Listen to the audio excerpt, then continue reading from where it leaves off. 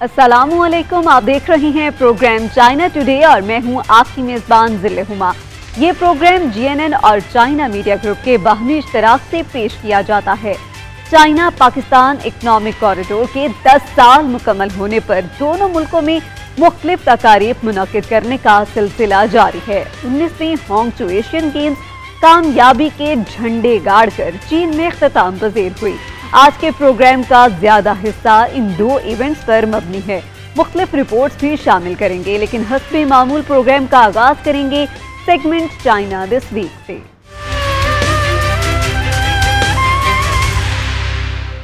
चीन के सदर शी जिनपिंग ने हुकाम को मवासलाती, नजरियाती, सकाफती उमूर बारे नई हिदायत जारी की। सदर शी का कहना था कि बुनियादी सोशलिस्ट इक़्तिदार को परवान चढ़ाना बहुत अहमियत रखता है। ये मुल्क के तवील मुद्दती इस्तेहकाम, कौमी हम आहंगी के लिए जरूरी भी है। कम्युनिस्ट पार्टी ऑफ चाइना की मरकजी कमेटी के जनरल सेक्रेटरी, सदर मुमलिकत और मरकजी फौजी कमीशन के चेयरमैन शी जिनपिंग ने हाल ही में मवासलाती, नजरियाती और सकाफती उमूर के बारे में अहम हिदायत जारी की। उन्होंने इन उमूर को CPC के मुस्तक़बिल, मुल्क के तवील मुद्दती अमन इस्तेहकाम और कौमी हम आहंगी से मुताल्लिक इंतहाई अहम काम करार दिया है। शी जिनपिंग ने कहा कि सकाफती खुद एतमादी को मजबूत बनाना, खुलेपन और शमूलियत को बरकरार रखना और दयानतदारी और जिद्दत तराजी की पासदारी करना बुनियादी सोशलिस्ट अक़्तार को परवान चढ़ाने और इन पर अमल करने के लिए बेहद अहमियत रखता है। हमें ज़राए अबलाग और राय आमा के असर व रसूख और साख को चीन की बेहतरीन रिवायती सकाफत की तख्लीकी तब्दीली और इख्तराई तरक्की को फ़रोग़ देते हुए सकाफती इदारों और सकाफती सनदों की खुशहाली और तरक्की को फ़रोग़ देना होगा। नीज़ बैनुल अक़वामी मवासिलाती सलाहियत को मजबूत बनाना होगा ताकि मुख्तलिफ तहजीबों के माबैन तबादले और बाहमी सीख को फ़रोग़ दिया जाए, कौमी सकाफती जिद्दत तराजी को आगे बढ़ाया जाए और पूरी पार्टी और मुल्क की तमाम कौमियतों में इत्तेहाद और जद्दोजहद की मुश्तरका नज़रियाती बुनियाद को मुसलसल मजबूत बनाया जा सके। नाज़रीन, चीन ने तीसरी बार एशियाई खेलों की कामयाबी से मेजबानी की। 19वीं होंगचू एशियन गेम्स में चीन ने पहली पोजीशन हासिल करके दुनिया पर अपनी धाक बिठाई। एशियन गेम्स की इफ्तिताही और इख्तितामी तकारीब की भी धूम मची रही। 19वें एशियन गेम्स की इख्तितामी तकरीब 8 अक्टूबर की शाम चीन के सूबा जेजियांग के शहर हांगजू में मुनक्किद हुई। चीन ने 1990 में बीजिंग और 2010 में ग्वांगजू और अब तीसरी बार 2023 में सूबा जेजियांग के शहर हांगजू में एशियाई खेलों की मेजबानी की है। मौजूदा खेलों में चीनी दस्ते ने शानदार कारकर्दगी का मुजाहिरा किया। चीनी दस्ता 201 तलाई, 111 चांदी और कांसी के 71 तमगों के साथ पहले नंबर पर रहा। 1982 के बाद से मुसलसल 11वें एडिशन में चीन मेडल टेबल पर सर फहरिस्त है। रवा मुकाबलों में चीन ने 2010 में ग्वांगजू में मुनक्किद होने वाले एशियाई खेलों में हासिल करदा 199 तलाई तमगों के अपने साबका रिकॉर्ड को बेहतर बनाया है। इनफरादी मुकाबलों के साथ साथ इज्तिमाई मुकाबलों में भी चीनी खिलाड़ियों की कारकर्दगी शानदार रही। दिफाई चैंपियन चीन ने जापान को शिकस्त देकर हांगजू एशियन गेम्स में खातीन के वॉलीबॉल का टाइटल बरकरार रखा। इसी तरह चीन ने खातीन के हॉकी फाइनल में जनूबी कोरिया को 2-0 से शिकस्त देकर तलाई तमगा अपने नाम किया। इस शानदार कारकर्दगी की वजह से चीनी टीम ने पेरिस ओलंपिक 2024 के लिए भी क्वालिफाई कर लिया है। 19वीं होंगचू एशियन गेम्स के 30 लाख से ज्यादा टिकट फरोख्त हुए। ओलंपिक काउंसिल ऑफ एशिया के मुताबिक टिकटों की फरोख्त से 610 मिलियन युआन से ज्यादा की आमदन हुई। होंगचू एशियन गेम्स में मुख्तलिफ खेलों में कुल 481 गोल्ड मेडल्स भी दिए गए। ओलंपिक काउंसिल ऑफ एशिया ने हाल ही में इख्तिताम पजीर होने वाले एशियाई खेलों की कवरेज को रिकॉर्ड साज करार दिया है। OCA के कायम मकाम डायरेक्टर जनरल विनोद कुमार तिवारी के मुताबिक मौजूदा ओलंपिक की टीवी कवरेज की दर्जाबंदी अब तक की सबसे ज्यादा नुमाया दर्जाबंदी है। इसी तरह प्रिंट मीडिया की कवरेज भी एशियन गेम्स की अब तक की सबसे बड़ी कवरेज रही। माहिरीन के मुताबिक मौजूदा खेल अब तक के एशियन गेम्स का सबसे बड़ा एडिशन रहे, जिनमें 45 ममालिक और खित्तों के तकरीबन 12,500 खिलाड़ी 40 खेलों के 61 मुकाबलों में शरीक हुए। इन खेलों में कुल 481 गोल्ड मेडल दिए गए। मौजूदा इवेंट में खिलाड़ियों ने 15 आलमी रिकॉर्ड, 37 एशियन रिकॉर्ड्स और एशियन गेम्स के 170 रिकॉर्ड कायम किए। हांगजू एशियन गेम्स के टिकट्स की फरोख्त 3.5 मिलियन से जायद रही, जिससे 610 मिलियन युआन की आमदनी हासिल हुई, जो इन खेलों की मकबूलियत को जाहिर करती है। मौजूदा खेल मुस्तकबिल के खिलाड़ियों की तरबियत गाह का काम करेंगे। मुकाबलों के बाद गेम्स के इनेकाद के 56 मकामात में से 19 आम लोगों को फिटनेस की सरगर्मियों के लिए दस्तयाब होंगे। हांगजू एशियन गेम्स में मुख्तलिफ सकाफतों के अफराद में दोस्तियां हुई। पाकिस्तान, ईरान, श्रीलंका समेत मुख्तलिफ ममालिक के एथलीट चीनी रजाकारों की मेजबानी के मुतरफ नजर आए। खिलाड़ियों ने इवेंट को अपनी जिंदगियों का यादगार हिस्सा करार दिया। हांगजू एशियन गेम्स ने मुख्तलिफ सकाफती पसमंजर से ताल्लुक़ रखने वाले लोगों में दोस्तियों को भरपूर तरीके से फ़रोग़ दिया है। दिलों को छूते इस इवेंट की यादें बरसों तक शुरका के दिलों में जिंदा रहेंगी। इस 28 रोज़ा इवेंट का हर लम्हा भरपूर और शानदार था। दीगर वफूद की तरह पाकिस्तानी दस्ते ने भी हांगजू में यादगार वक्त गुजारा और यहाँ से रवानगी के वक्त रजाकारों से गले मिले, इनके साथ तस्वीर बनवाई और एक बार फिर मिलने की ख्वाहिश का इजहार किया। पाकिस्तानी स्क्वॉश खिलाड़ी फरहान जमान ने कहा कि हम यकीनन चीन को याद करेंगे, क्योंकि यहाँ जिन रजाकारों ने हमारे साथ काम किया वो बहुत मेहमान नवाज थे। मेजबान मुल्क की तरफ से मिलने वाले तहाइफ भी इन खिलाड़ियों को चीन की याद दिलाते रहेंगे। श्रीलंका से ताल्लुक़ रखने वाली एथलीट असनाइका मदियान ने कहा कि वापस जाने के बाद मैं इस मॉडल को जब भी देखूंगी हांगजू की यादें ताज़ा हो जाएंगी। ईरान के खिलाड़ी मेहदी चरागी ने हांगजू ओलंपिक गेम्स को एक शानदार और यादगार इवेंट करार दिया। शुरका ने खेल के मैदानों में कामयाबियां समेटी और रिहायशी मकामात पर अनमोल दोस्त बनाए। हालिया बरसों में चीन की हाई एंड मैन्युफैक्चरिंग कंपनीज ने इजाफी कदर और पैदावार हासिल की है। इस हिसाब से चीन की हाई टेक मैन्युफैक्चरिंग की इजाफी कदर में सालाना 2.9% इजाफा हुआ है। हालिया बरसों में चीन की हाई एंड मैन्युफैक्चरिंग कंपनीज ने इजाफी कदर और पैदावार दोनों में मुस्तहकम तरक्की के साथ बेहतरीन क़ुव्वत रफ्तार हासिल की है। अगस्त में चीन की हाई टेक मैन्युफैक्चरिंग की इजाफी कदर में साल ब साल 2.9% इजाफा हुआ।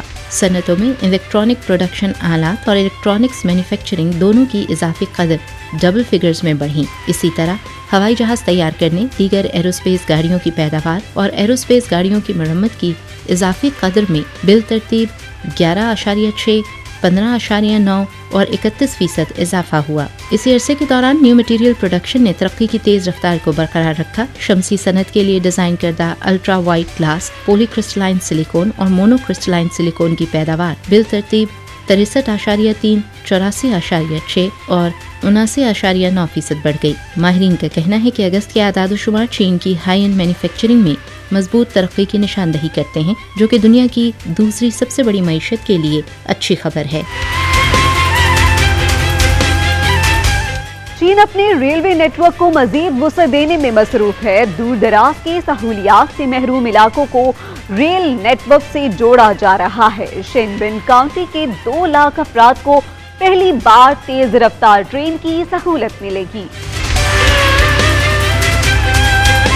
ज़ेरे तामीर तेज रफ्तार रेल लाइन से एक मजबूत रास्ता कायम करने और शिमाल मशरकी चीन के दूर दराज इलाकों और पहाड़ी इलाकों तक सफर को आसान बनाने के लिए शीनियांग बाइखे हाई स्पीड रेल पर काम आगे बढ़ रहा है, जबकि चांगबाई के बड़े पहाड़ी सिलसिले, दुश्वार इलाके और शदीद आबो हवा की वजह से पैदा होने वाले चैलेंजेस पर काबू पाया जा रहा है। नई लाइन 2025 में ऑपरेशनल होगी, जिसके बाद दारुल हुकूमत बीजिंग से चांगबाई के पहाड़ी इलाके तक सफर का वक्त कम होकर सिर्फ 4 घंटे रह जाएगा, जो मौजूदा सफरी दौरानिये का तकरीबन निस्फ है।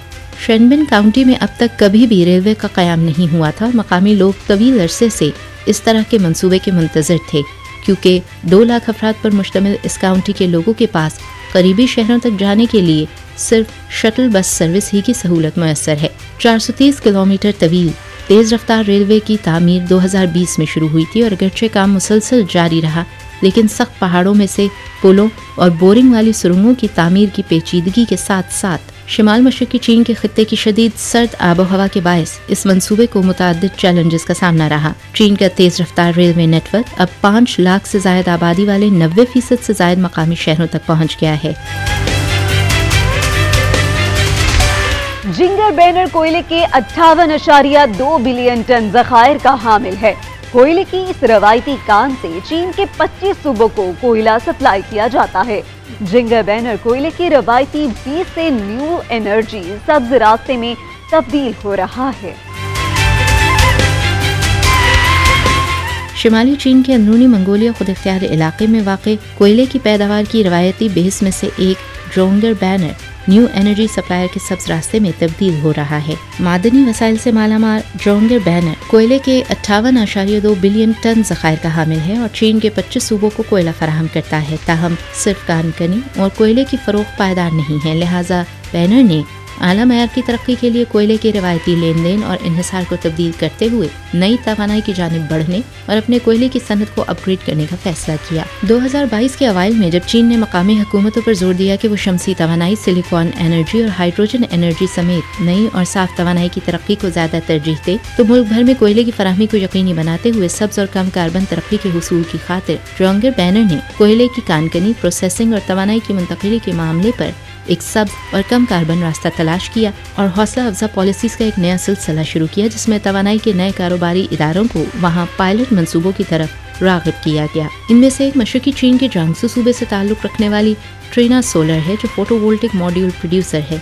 इसने यहाँ चीन का न्यू एनर्जी पर मबनी पहला 10,000 टन की सतह का हाइड्रोजन प्रोडक्शन प्रोजेक्ट शुरू किया, जिसने चंद माह कबल पैदावार भी शुरू कर दी है। कंपनी डायरेक्टर के मुताबिक मकामी हुकूमत ने बेहतरीन मावन सर्विसेज पेश की और इन्हें यहाँ आबाद होने से लेकर अपनी मसनूआत की पहली खेप तैयार करने में सिर्फ और सिर्फ 21 दिन लगे। इसके अलावा मकामी अंदरूनी मंगोलिया खुद इख्तियार इलाका नई तवानाई की सनत को भरपूर तरीके से तरक्की दे रहा है, लिहाजा इनकी मसनूआत को खित्ते के अंदर ही फरोख्त किया जा सकता है, जो नकलो हमल के अखराजात को भी बहुत कम करता है।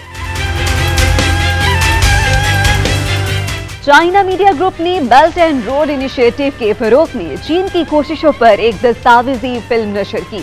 इस दस्तावेजी फिल्म में 30 से ज़ायद ममालिक में BRI के 50 अहम मंसूबों को मुतारिफ करवाया गया है। चाइना मीडिया ग्रुप ने बेल्ट एंड रोड इनिशिएटिव के फरोग में चीन की कोशिशों पर पीर को एक दस्तावेजी फिल्म नशर की, जिसमें 10 साल पुराने फ्रेमवर्क के तहत हासिल की गई नुमाया कामयाबियों को उजागर किया गया है। इस दस्तावेजी फिल्म की लॉन्चिंग इतवार के रोज बीजिंग में मुनक्किद की गई, जिसका उन्वान कोलैबोरेटिव कंस्ट्रक्शन था। मजमूई तौर पर 35 मिनट की 8 अक़सात पर मुश्तमिल इस दस्तावेजी फिल्म में 30 से ज़ायद ममालिक में BRI के 50 अहम मंसूबों को मुतारिफ करवाया गया है। फिल्म प्रोड्यूसर्स ने तामीराती पेशरफ्त और इस सब के पीछे जारी कहानियों को रिकॉर्ड करने के लिए 3 माह में तकरीबन 10 लाख किलोमीटर का सफर किया। दस्तावेजी फिल्म CMG के टेलीविजन चैनल CCTV2 पर प्राइम टाइम पर नशर की गई। इसके अलावा ये CCTV2 ऐप और CMG के नए मीडिया प्लेटफॉर्म के जरिए मोबाइल डिवाइसेस पर भी दस्तयाब है। तकरीब में काबिल जिक्र तामीरात के उन्वान से किताब की रुनमाई भी की गई, जो दस्तावेजी फिल्म काबिल जिक्र तामीर के पहले और दूसरे सीजन से माखूज है। लाहौर ऑरेंज मेट्रो ट्रेन मंसूबा पाक चीन दोस्ती का शानदार मजहर है। CPEC के 10 साल मुकम्मल होने पर चाइना मीडिया ग्रुप ने ऑरेंज ट्रेन मंसूबे पर खुसूसी प्रोग्राम पेश किया। चीनी मेजबान नौरीन और सोशल मीडिया स्टार डकी भाई की शिरकत ने प्रोग्राम को 4 चांद लगा दिए। 8 अक्टूबर को चाइना मीडिया ग्रुप के शोबा उर्दू ने लाहौर में ऑरेंज लाइन मेट्रो पर बेल्ट एंड रोड इनिशिएटिव के नए लैंडमार्क से तारुफ के लिए एक मरबूत मीडिया प्रोग्राम मुनक्किद किया।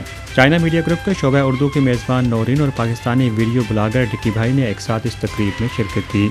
उन्होंने लाहौर ऑरेंज लाइन मेट्रो के अनारकली स्टेशन पर मुकामी शहरियों से बातचीत की, उनके तजर्बात को जाना और इस सहूलत से मिलने वाले फ़वाइद को सुना। पाकिस्तान के मकबूल सोशल मीडिया प्लेटफॉर्म पर लाखों मद्दाहों के साथ बहुत से इंटरनेट सेलिब्रिटी ब्लॉगर्स ने इवेंट के लिए मुबारकबाद के पैगाम भी भेजे और नेटिजन्स को दावत दी कि वो ऑरेंज लाइन मेट्रो में लाहौर शहर की खूबसूरती को महसूस करें। तकरीब से कबल पाकिस्तान के वज़ीर इत्तलात जनाब मुर्तज़ा सोलंकी ने चाइना मीडिया ग्रुप को एक इंटरव्यू देते हुए कहा कि लाहौर ऑरेंज लाइन मेट्रो ने मुकामी रिहायशियों के लिए एक आसान पब्लिक ट्रांसपोर्ट सिस्टम फराहम किया है। इस मंसूबे को अमल में लाने के लिए चीन का शुक्रिया।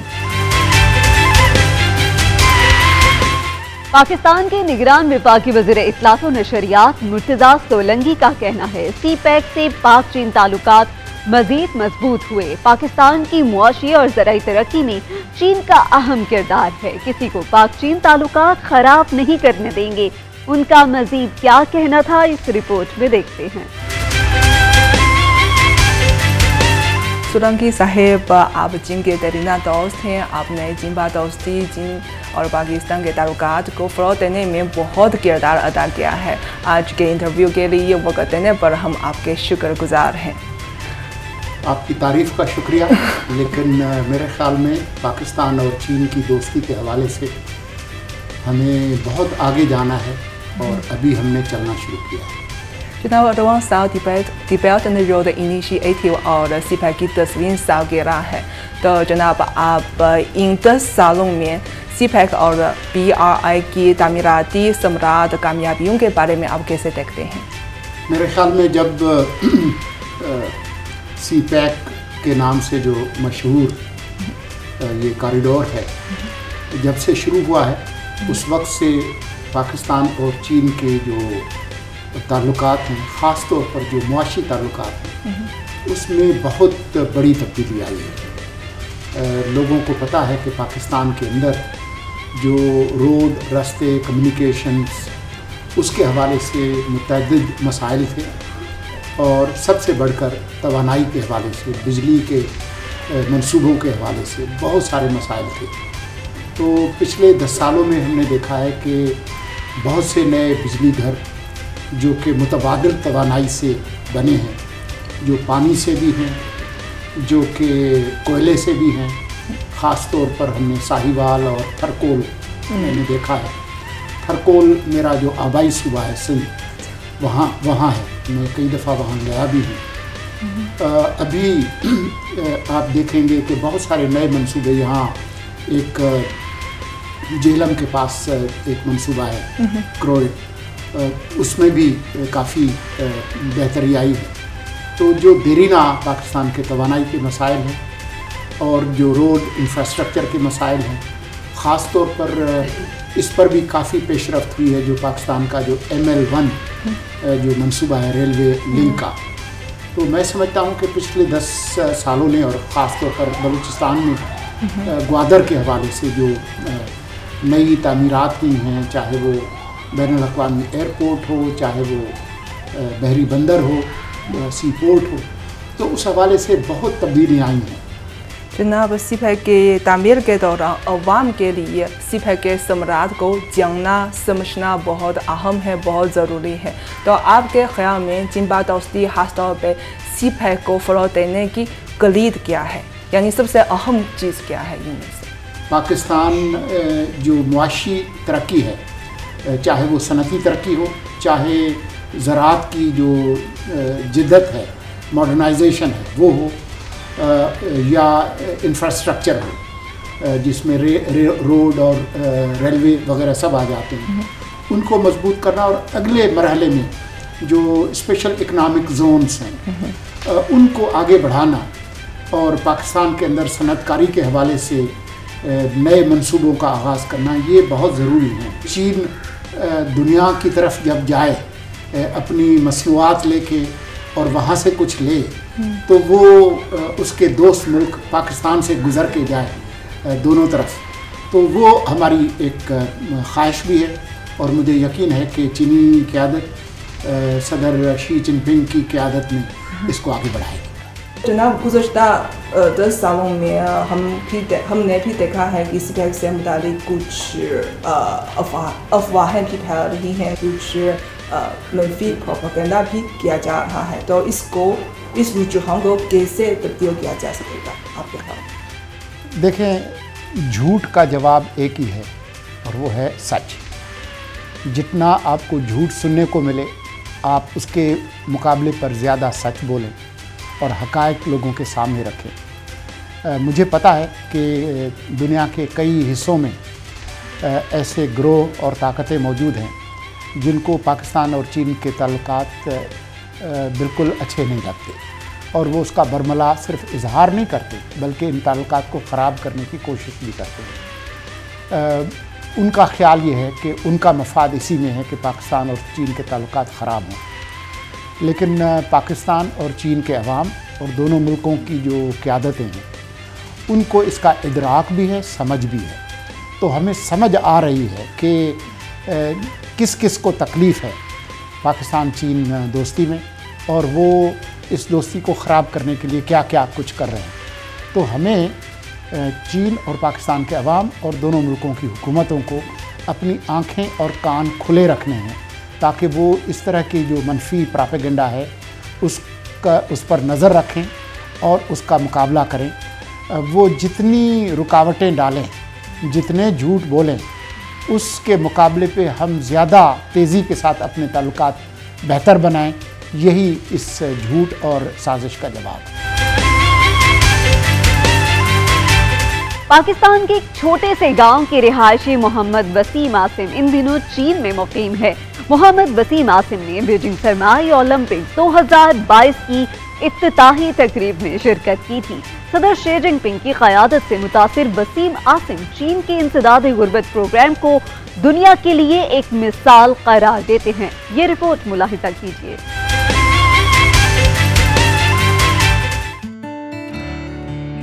चीन आमद से पहले मैंने शायद ये सोचा भी नहीं था कि मुझे सदर शी जिनपिंग को ख़त लिखने का मौका मिलेगा और वो मुझे जवाब भी देंगे।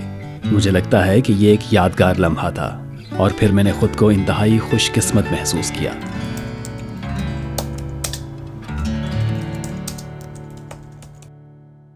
मेरा चीनी नाम ली शिन है। मेरा ताल्लुक पाकिस्तान से है और मैं तकरीबन 5 साल से चीन में हूँ।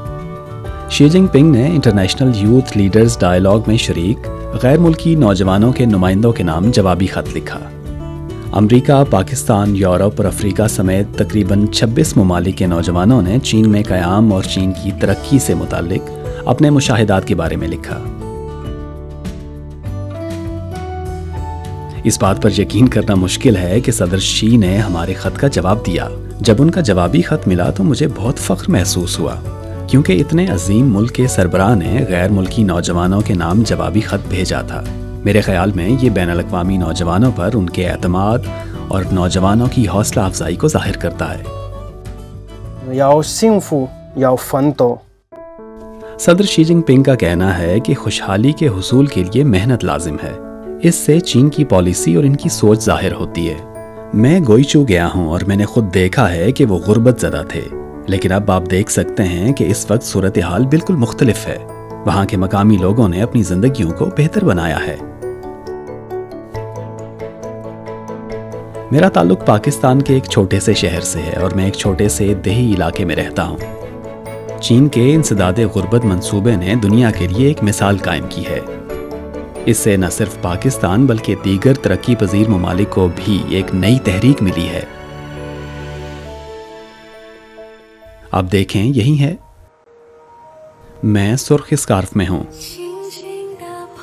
चूंकि चीनी लोगों का पसंदीदा रंग सुर्ख है, इसलिए उस वक्त मैंने भी एक सुर्ख स्कार्फ का इंतखाब किया।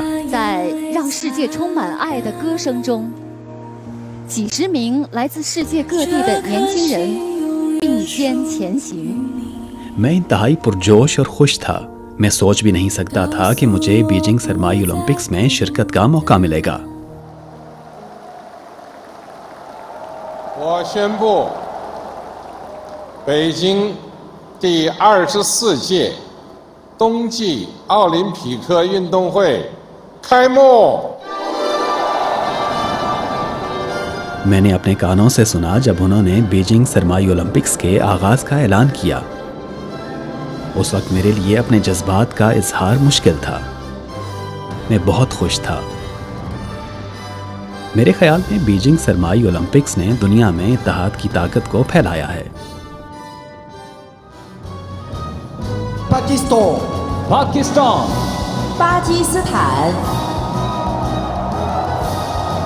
उस वक्त बहुत से लोग कह रहे थे कि आगे बढ़ो पाकिस्तान। जब हम प्राइमरी स्कूल में थे तो हमने ये जुमला अपनी निसाबी किताबों से सीखा था कि चीन और पाकिस्तान की दोस्ती पहाड़ों से बुलंद, समंदर से गहरी और शहद से मीठी है।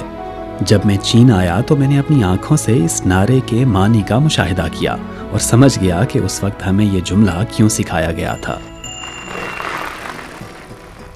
सदर शी की जानिब से पाकिस्तान के लिए सबसे बड़ी मदद बेल्ट एंड रोड है, जिसने मेरी जिंदगी को भी बदल दिया। बेल्ट एंड रोड की वजह से मुझे चीन आने, चीन की तरक्की के बारे में जानने का मौका मिला और फिर मुझे एक नई सिमत मिल गई कि मैं आइंदा चीन में ही रहूंगा। मेरा मेजर ऑटोमोबाइल है और चीन में इसकी मार्केट काफ़ी वसी है, इसलिए आइंदा मुझे चीन में बहुत से मौके मिल सकते हैं। 习近平主席给世界青年发展论坛致贺信指出，各国青年要弘扬和平、发展、公平、正义、民主、自由的全人类共同价值。 सदर शी हमेशा दुनिया के नौजवानों की हौसला अफजाई करते हैं और इन्हें अहमियत देते हैं, खा वो कोई भी मुल्क हो। अगर वो ऐसा सोचते हैं और नौजवानों की आवाज़ और ख़यालात सुनने के लिए इन्हें एक प्लेटफॉर्म देना चाहते हैं, तो मुझे लगता है कि इससे नौजवान दुनिया के लिए बहुत मुआविन साबित होंगे। मुझे उम्मीद है कि मैं चीन और पाकिस्तान के नौजवानों का सफ़ीर बन सकता हूँ। खा मेरा किरदार बड़ा हो या छोटा, लेकिन हम सब नौजवान मिलकर छोटी छोटी खिदमात सरअंजाम देते हुए एक वसी और अरीज समंदर बना सकते हैं।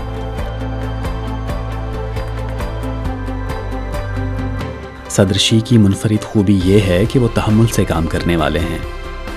वो दुनिया में इत्तेहाद देखना चाहते हैं। दुनिया में ऐसे लीडर बहुत कम हैं। इन्हें ये नहीं लगता कि वो दूसरों की मदद कर रहे हैं, वो इसे अपनी जिम्मेदारी करार देते हैं। एक अजीम मुल्क के सरबराह की हैसियत से वो ऐसी खिदमात सरअंजाम देना लाजिम समझते हैं।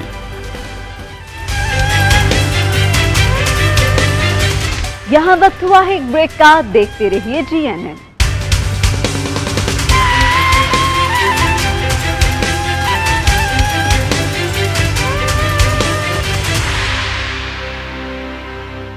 Welcome back. मारखोर पाकिस्तान और पांडा चीन का कौमी जानवर है। CPEC के 10 साल मुकम्मल होने पर पाकिस्तान और चीन के कौमी जानवरों की मुलाकात हुई, तखाइफ का तबादला हुआ। दोनों के दरमियान पाक चीन इक्तिसादी ताल्लुकात को मजीद फरोग देने के तरीकों पर तबादला ख्याल किया गया। मजीद तफसील के लिए ये रिपोर्ट देखते हैं।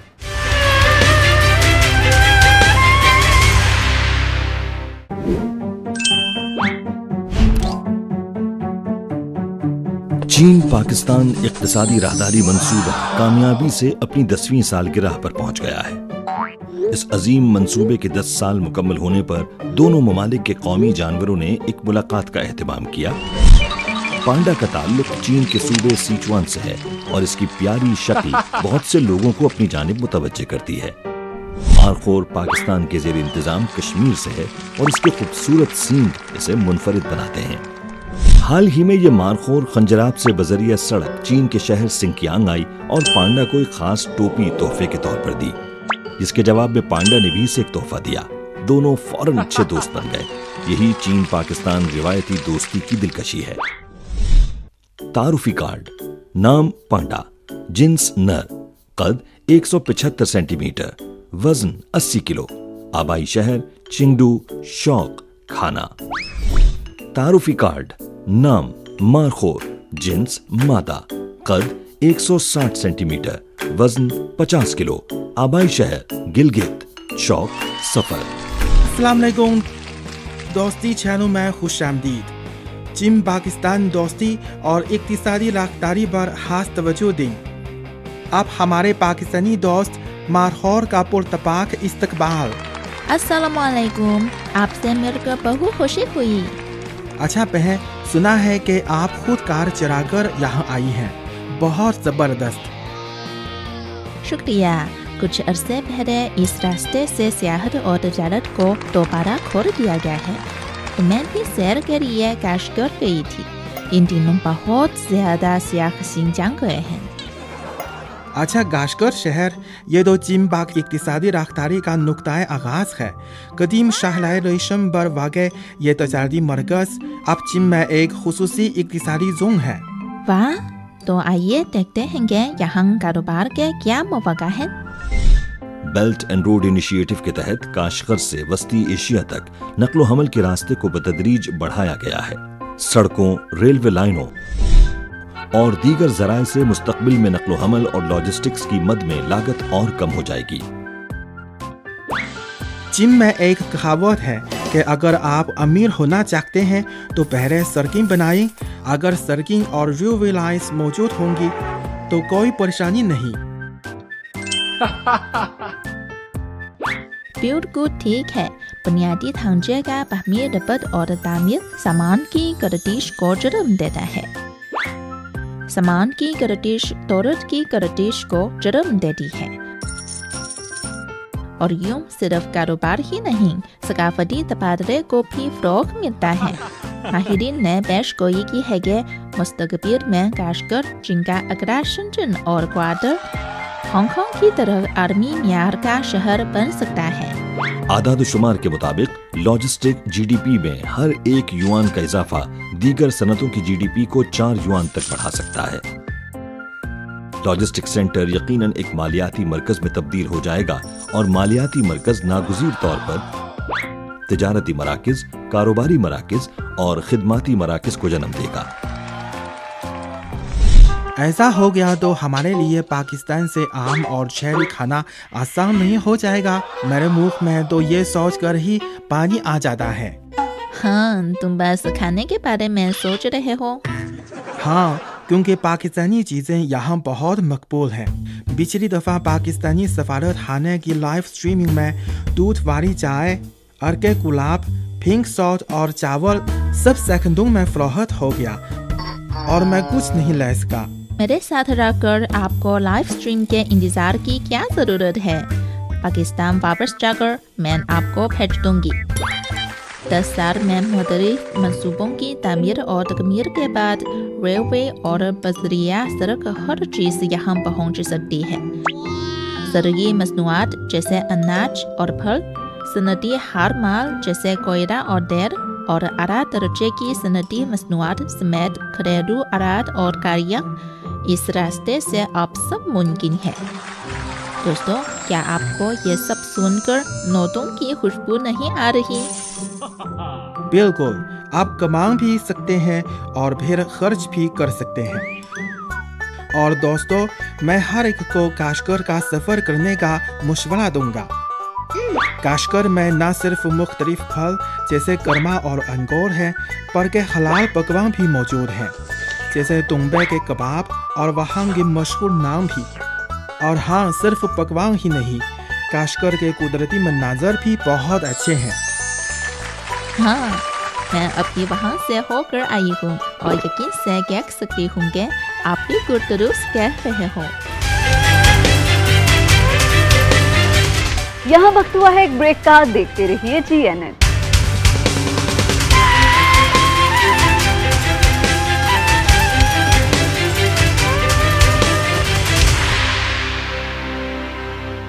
Welcome back. कई सदियां गुजरने के बावजूद चीन के लोग अपनी कदीमी सकाफत से जुड़े हैं।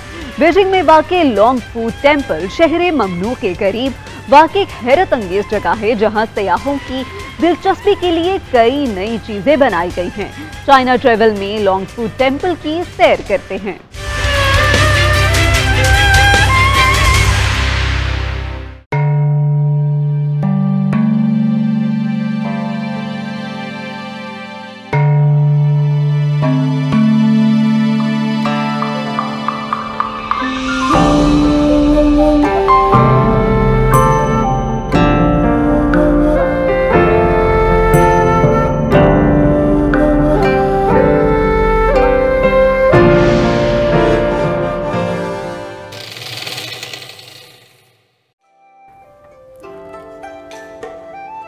अस्सलाम वालेकुम दोस्तों, मैं हूं जूसी। ये हैरत अंगेज जगह जहां मैं खड़ी हूं, यह बीजिंग में लॉन्गफू बिल्डिंग की 9वें मंजिल में मौजूद लॉन्गफू टेम्पल है। और यह टेम्पल सबसे पहले चीन के मिंग शाही खानदान में तामीर किया गया था और तकरीबन 600 सालों की तब्दीलियों के बाद अब यह टेम्पल इस खूबसूरत शक्ल में मौजूद है और इसे आसमान में छोटा शाही महल भी कहा जाता है। यह टेम्पल फॉरबिडन सिटी के अंदाज पर बनाया गया है और इसकी सुर्ख दीवारों और सुनहरी टाइल्स का इम्तिजाज काफी शानदार है।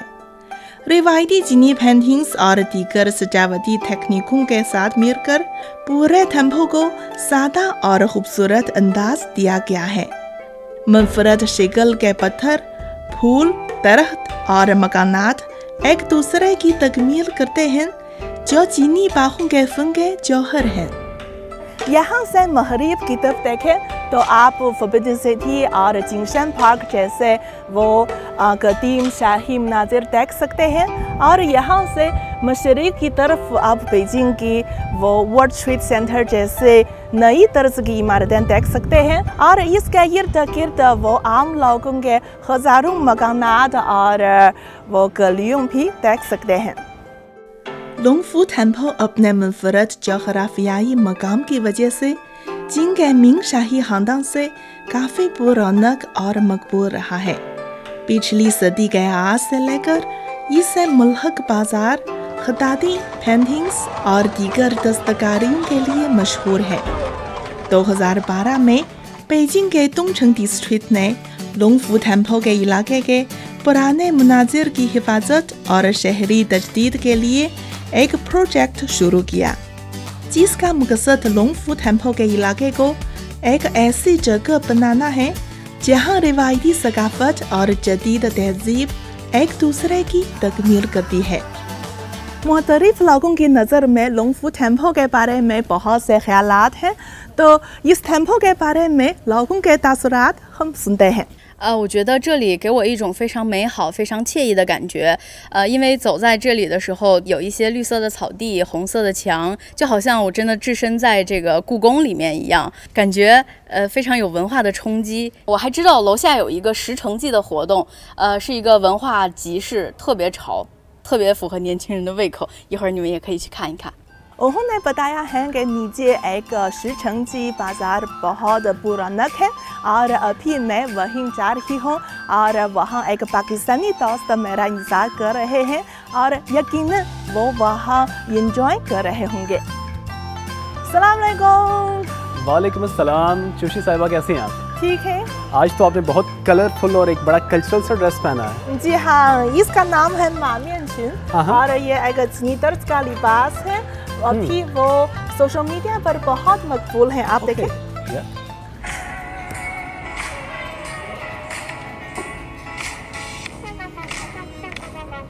ओके, बहुत खूबसूरत। और ये जो यंगस्टर्स हैं आजकल के, उनमें ये ट्रेंड काफ़ी बढ़ता जा रहा है। इसमें एक तो यंगस्टर्स को आपको पता है कि फ़ैशन चाहिए होता है, स्टाइल चाहिए होता है, वो भी इसके अंदर है। और दूसरा जो चाइनीज़ रिवायती कल्चर है उसकी भी एक बड़ी अच्छी सी फील इसके अंदर आती है। जी हाँ, और ये मामियनचुन वो रिवायती हानफू जैसा नहीं है, इसे रोज़मर्रा की ज़िंदगी में भी पहना जा सकता है। और यहाँ बहुत सी लड़कियाँ इस तरह के चीनी फैशन को बहुत पसंद करती हैं।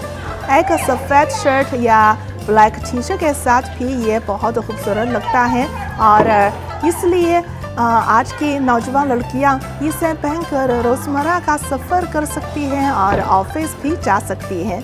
इस अंदाज को पोछाव कहा जाता है। और सबसे अच्छी बात यह है चुशी साहबा कि ये स्टाइल इतना अरसा गुजर जाने के बाद भी अभी तक ज़िंदा है किसी न किसी शक्ल में।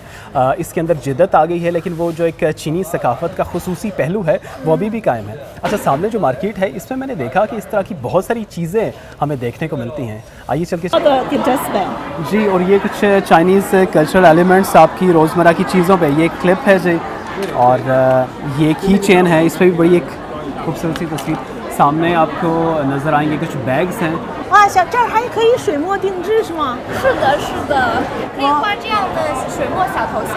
啊，यहाँ वो水墨 पेंटिंग भी कर सकते हैं। अच्छा, ये रिवायती स्टाइल है पेंटिंग की। Yes, ओके।是你的一种 Q 版的形象，写意的。आपकी शक्ल में वो एक कार्टून भी पेंटिंग करेंगे। वाओ, ये थोड़ा सा इंटरेस्टिंग होने वाला है ना।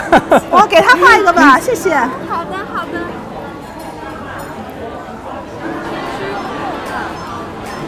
अच्छा, ये इनका रवायती स्टाइल है जी। Yes. ओके। 然后旁边可以写一些小字，你们可以想一下，提一些字想的字。好的。वो आपकी शक्ल में वो एक कार्टून शक्ल बनाएंगे और ये चीनी रिवायती पेंटिंग करने का तरीका है, इसका नाम है श्रीमो पेंटिंग। अच्छा, वाह। और इसके साथ साथ भी उर्दू जुबान में आप लिख सकते हैं कुछ जी। और ये जब बन जाएगी तो ये ऐसी होगी, राइट? के लिए कुछ अल्फाज हैं, अच्छा अल्फाज हैं। थोड़ी सी आर्टिस्टिक तो लग रही है मुझे। Yeah, cute.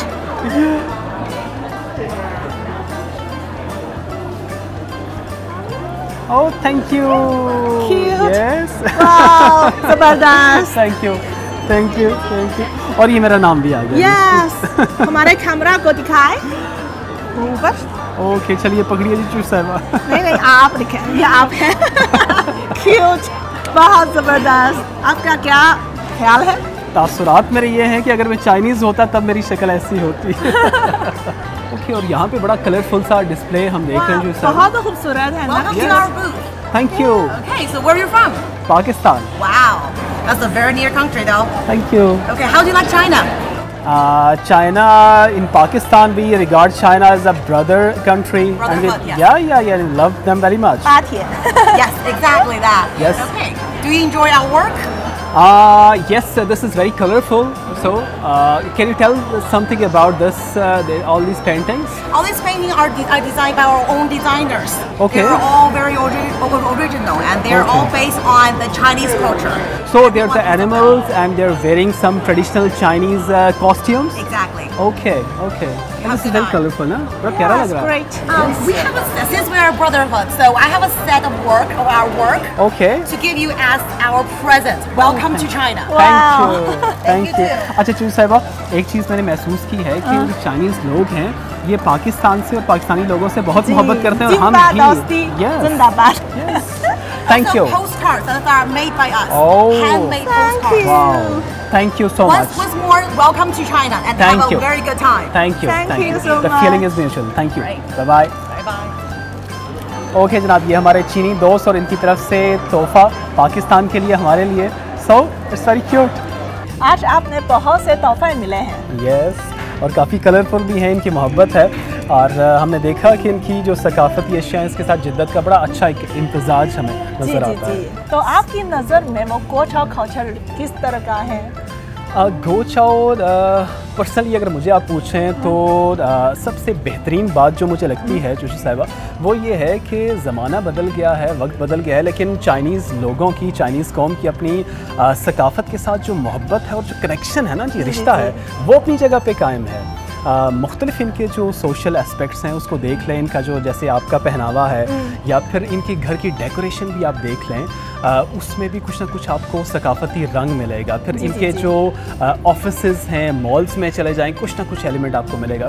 फिर एक और चीज़ कि ये जो बच्चे हैं इनके जो खिलौने होते हैं वो भी अब जब वो खेलेंगे अपने सकाफती खिलौनों के साथ तो उनके दिमाग में अपनी सकाफत की जो मोहब्बत है वो रच बस जाएगी. सो एक तो सकाफती रिवाइवल हमें नज़र आता है. दूसरा ये कि ये जो कौम है ये अपनी सकाफत के साथ मोहब्बत तो कर रही है लेकिन उसके साथ साथ जो कॉन्फिडेंस है ना जी अपने कल्चर पे वो बहुत ज़्यादा है इस कौम में. जी बिल्कुल.